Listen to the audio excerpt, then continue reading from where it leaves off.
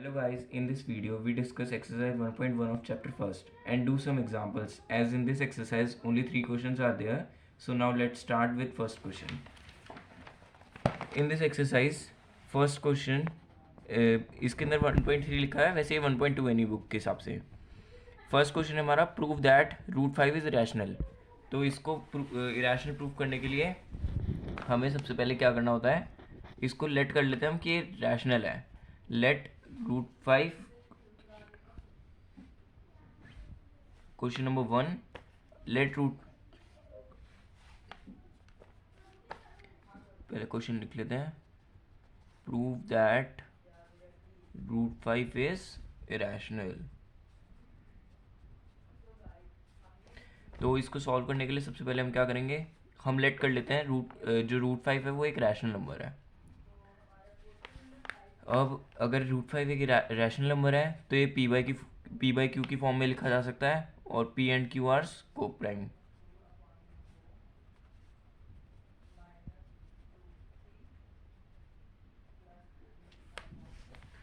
तो इसको सॉल्व करने के लिए हम सबसे पहले क्या कर सकते हैं, इसकी स्क्वायरिंग कर सकते हैं, और तो कोई ऑप्शन है ही नहीं हमारे पास. Squaring both the sides. तो रूट 5 का square is equals to p upon q का होल स्क्वायर. तो रूट 5 का स्क्वायर हो जाएगा हमारा 5 और पी अपॉन क्यू का square p square upon Q square.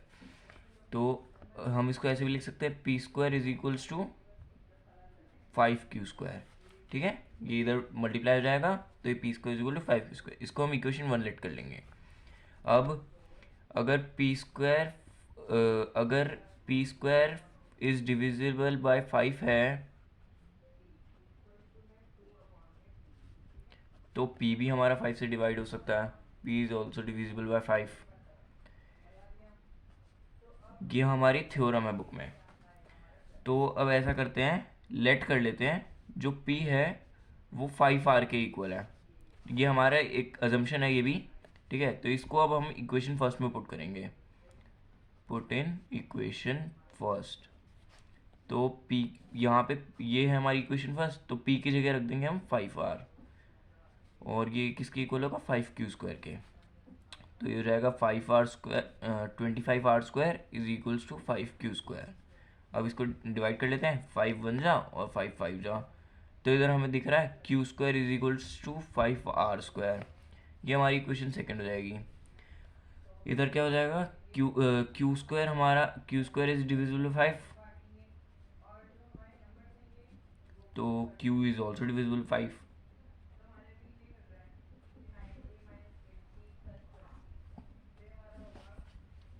तो from first and second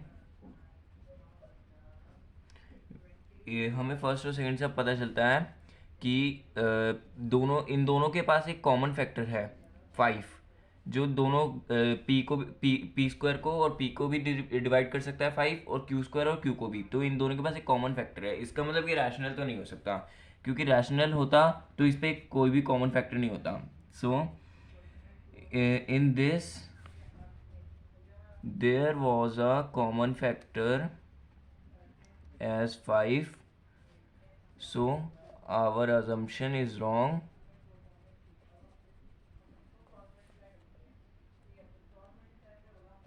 Our assumption is wrong, so this contradicts that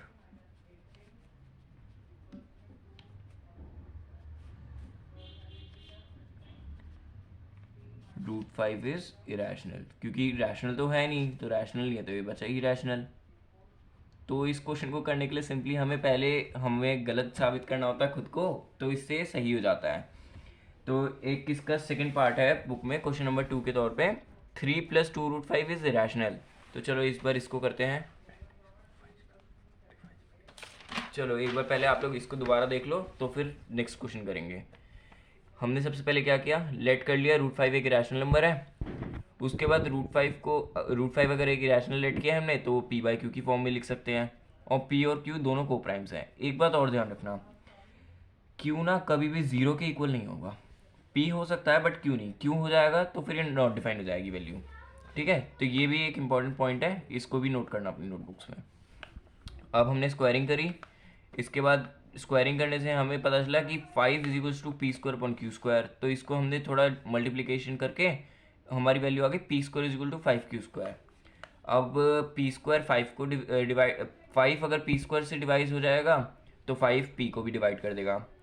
तो फिर हमने क्या किया, पी को ना 5 आर के इक्वल लेट कर लिया, और आर कोई भी पॉजिटिव इंटीजर हो सकता है।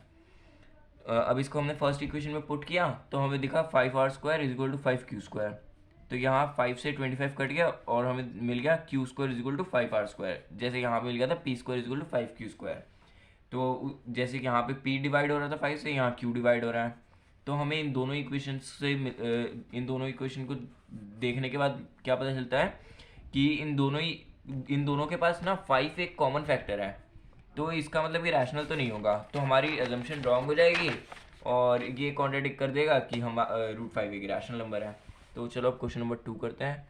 क्वेश्चन नंबर 2 हमारा क्या है, प्रूव दैट 3 + 2√5 इज इरेशनल। तो इसके लिए हम सिंपली फर्स्ट क्वेश्चन की हेल्प लेंगे। कैसे, हमें ये तो पता है √5 इरेशनल है, ये हमने अभी ऊपर प्रूव किया है। तो क्या करेंगे, 3 + 2√5 को भी ना हम पहले तो एक रैशनल नंबर ही लेट कर लेंगे। Let 3 + 2√5 is rational.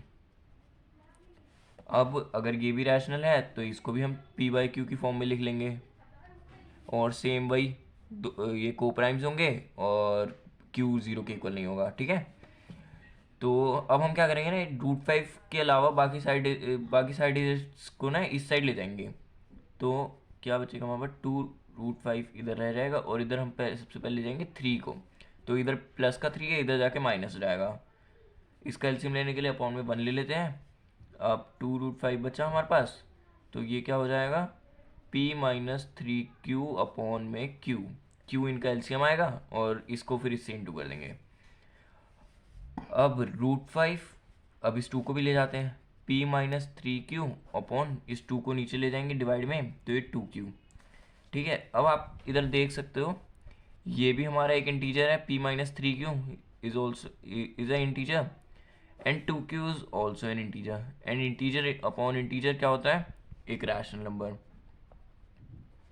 बट हमें इधर क्या दिख रहा है, √5, और √5 हमने अभी ऊपर प्रूव किया है ये एक रैशनल है, तो इसमें भी हम क्या लिख देंगे, our assumption is wrong, so this contradicts that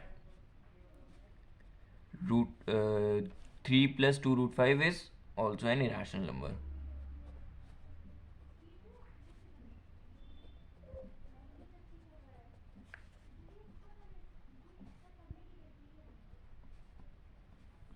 irrational, ठीक है। अब क्वेश्चन नंबर 3 करते हैं। क्वेश्चन नंबर 3 हमारा यहाँ कह रहा है, अब हमें 1/√2, 7√5 और 6 + √2 इन्हें भी हमें इरेशनल प्रूफ करके दिखाना है। तो ये दोनों मैं करके दिखाता हूँ, और ये तो सिमिलर है इस क्वेश्चन से, तो ये वाला आप लोग खुद करेंगे, ठीक है। और इसका आंसर मुझे कमेंट में ज़रूर बताना। तो हमारा फर्स्ट पार्ट क्या है, 1/√2, ये बड़ा सिंपल सा है, इसको हमने 9th क्लास में पढ़ा था किस तरह हम रैशनलाइज करते हैं। तो 1/√2 इसको सेम नंबर से यहाँ पे मल्टीप्लाई और डिवाइड करेंगे, तो ये क्या बचेगा हमारे पास, √2 इंटू √2 2 हो जाएगा। यहाँ हमारे पास सिंपली बचा √2/2। तो इधर भी आप देख सकते हो ये ऊपर भी एक इंटीजर है, नीचे भी एक इंटीजर है, और इंटीजर अपॉन इंटीजर क्या होता है, rational number. Similarly same question है, जैसे यहाँ पे हुआ था वैसे ही यहाँ पे भी हो रहा है, बट जैसे इंटीजर अपॉन इंटीजर तो रैशनल होता है, बट ये गलत हो जाएगा। क्यों, क्योंकि ये √2/2 इसको हम सिंप्लीफाई करेंगे ना, तो ये √2 के इक्वल आ जाएगा, तो ये रैशनल प्रूफ हो जाएगा। तो इसमें भी हम सेम यही लिख देंगे, our assumption is wrong, this contradicts that √5 is rational. ये लाइन आप बुक से भी ले सकते हो, ये देखो बुक में हमारे एग्जाम्पल में होता है, ये जिस तरह यहाँ लिखा है ना, since a and b are integers we get this so √3 is rational, but this contradicts that √3 is rational. बस यहाँ वैल्यूज चेंज कर देना, जो आपकी वैल्यूज आएंगी उसको चेंज कर देना, बाकी यहाँ से इसको बुक से लिखोगे ना तो ज़्यादा अच्छा रहेगा, क्योंकि बोर्ड्स में क्या होता है ना, NCERT ज़्यादा प्रेफर करते हैं, तो NCERT को एक बार लाइन बाय लाइन रीड कर लेना, तो उससे क्या है ना, आपके मार्क्स नहीं कटेंगे, टीचर्स थोड़े देख के सही खुश रहते हैं फिर उससे। तो अब एक एग्जांपल ले लेते हैं। एक्सरसाइज के क्वेश्चंस तो हो ही गए, बाकी 2 बचे हैं, उन्हें आप होमवर्क करना। तो एग्जांपल नंबर कौन सा ले हम सबसे पहले, √5। जैसे हमने √5 को इरेशनल प्रूफ किया था, सिमिलरली वहाँ यहाँ पे √2 को इरेशनल प्रूफ करना है। तो ये तो आप लोग खुद करना, इजी है। तो यहाँ √3 को भी करना। उसके बाद अब हम एक माइनस की वैल्यू ले लेते हैं, तो इससे ना आपको भी समझने में आसानी हो जाएगी। क्वेश्चन हमारा क्या कह रहा है, show that 5 minus √3 is irrational. एक हमने पॉजिटिव वैल्यू ले ली, अब एक नेगेटिव ले लेते हैं, फिर क्लास को एंड करेंगे। तो इधर 5 माइनस √3 एक इरेशनल प्रूफ करना है, तो हम वही लेट कर लेंगे, लेट 5 माइनस √3 इज रैशनल। ठीक है, इसके बाद अब 5 माइनस √3 अगर इरेशनल है, तो सिमिलरली इसको p/q की फॉर्म में लिखेंगे हम, और जो ब्रैकेट्स में हम लिखते हैं को प्राइम, और वो q does not equal to √0 वो लिख देना आप लोग। मैं इसको कंटिन्यू करता हूँ। इसमें हम स्क्वायरिंग नहीं करते हैं, इसमें ना जस्ट हम वैल्यूज़ को इधर उधर करते हैं और इंटीजर बनाते हैं। ये 5 यहाँ, एक सेकेंड, ये 5 माइनस √3 है ना, तो माइनस का √3 तो हम इधर ही छोड़ देंगे, और इस पॉजिटिव 5 को इधर ले जाके नेगेटिव कर देंगे, -5। अब इसका एलसीएम लेंगे तो क्या आएगा हमारे पास, इधर तो है हमारे पास माइनस √3, और इधर हो जाएगा 5 माइनस p-5q अपॉन q। देखो मैं एक बार बुक से भी समझाता हूँ आपको, तो आपको ज़्यादा अच्छे से क्लियर होगा। यहाँ पे कैसे इन्होंने अज्यूम किया, let us assume to contrary that 5 minus √3 is rational. Similarly हमने भी लेट किया था। इसके बाद क्या किया, अगर that is we can find coprime A and B. इन्होंने ए और बी के फॉर्म में लेट किया है, हमने पी और क्यू के फॉर्म में लेट किया था। तो सिमिलरली इन्होंने भी क्या किया, 5 माइनस √3 को ए अपॉन बी के फॉर्म में लिख दिया, हमने p/q की फॉर्म में लिया था। अब इन्होंने भी √3 को तो यहाँ छोड़ दिया, और a minus B, A upon B -5। ठीक है, आगे क्या किया, इन्होंने ना रीअरेंज कर लिया, जस्ट ये √3 को पहले ले लिया और इसको बाद में लेकर के सॉल्व किया। इनकी वैल्यू क्या आई, 5b माइनस ए, हमारी भी यही आ रही थी 5p-5q अपॉन q। ये इन्होंने ऐसे किया, इन्होंने माइनस को कॉमन ले लिया इधर से, ये √3, ये देखो इन्होंने इधर से एक माइनस कॉमन लिया, तो ये p के साथ तो माइनस आ गया, क्योंकि माइनस से ब्रैकेट के साइन चेंज हो जाते हैं, और ये पॉजिटिव हो गया। ठीक है, अपॉन q, तो इस माइनस से इन्होंने ये माइनस कट कर दिया, तो इनकी वैल्यू क्या बची, √3 इज इक्वल्स टू, हम पहले पॉजिटिव वैल्यू ले लेंगे -p अपॉन q, तो वही सेम आ गई हमारी भी वैल्यू। इसके बाद क्या करेंगे, जैसे कि मैंने बताया था, ये integer upon integer rational number, but इधर क्या है √3, और √3 हमारा एक रैशनल नंबर होता है। तो इधर देखो, since a and b are integers we get 5 minus ab is rational and so √3 is rational, but this contradict the fact that √3 is rational, क्योंकि हमने पहले ही सॉल्व करके देखा अभी √3 तो इरेशनल होता है। तो this contradiction has arisen because of our incorrect assumption that 5 minus √3 is rational, so we conclude that 5 minus √3 is irrational. ठीक है, तो अब नेक्स्ट पार्ट आप खुद करना, अब मिलते हैं नेक्स्ट क्लास में। चलो, थैंक्स।